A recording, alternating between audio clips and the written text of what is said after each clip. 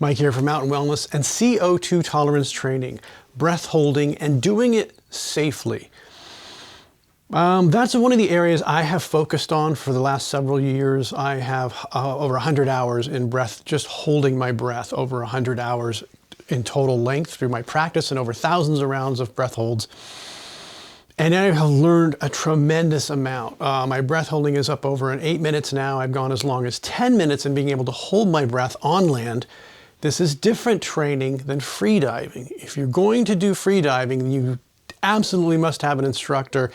And anything around water is considered dangerous, and so you want to make sure, because there's the ability to black out, and so you want to make sure you have a professional in free diving for that kind of learning. But what we're doing here on land is much safer, and of course we avoid water. We're usually sitting down. In my case, I am laying down most of the time so that I can really focus on my breathing and not trying to sit up or sit in an awkward position where I'm getting distracted by my position. Instead, I want to just focus on my breathing, and that creates a relaxed state so I can get even a longer breath hold.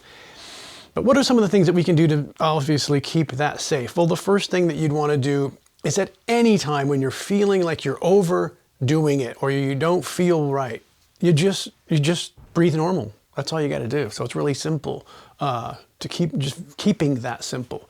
There are another thing that you can do when you're in your breath holds is be mindful of how your body feels while this is happening. Again, you're going to have a buildup of CO2 in your system. That is the alarm bell that's going to tell you to breathe. So if you're in a minute or 2 minute breath hold, CO2 is rising in your system. Oftentimes when you'll see me doing extended breath holds for 5 or 8 minutes, you will see me actually blowing off CO2 because it's rising in my system. So I will be, with a breath hold, I will be laying here and I will actually exhale, not inhale, but only exhale during that time to get rid of blowing off CO2. Another very interesting that's happening during that time is 4 minutes into not taking in any oxygen, my oxygen saturation actually begins to rise because my system is adapting to a low oxygen environment, and it's taking the existing oxygen that it has and it's distributing it through the system. All of that, of course, is in our online course. But today we're just talking about safety tips while you are doing your breath holds. It's a good idea to have someone around. There are a couple of apps that you can use. I prefer the Wim Hof app for my breath holding because it has a lot of options for music, timed music. There's a lot of adjustments you can make to customize it specifically for your breath hold times. Now, oftentimes we may only do 20 or 30 cycles of breathing before we get into a breath hold. I'm up to 60 as my average, but you wouldn't want to do that. You would work up to that over time.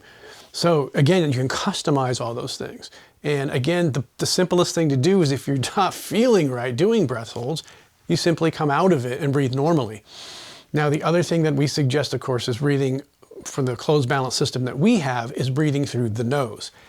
There is no time that we ever breathe through the mouth. We would consider that dysfunctional breathing, and we wouldn't want to train ourselves in a dysfunctional way to hyperventilate, even with a breathwork technique.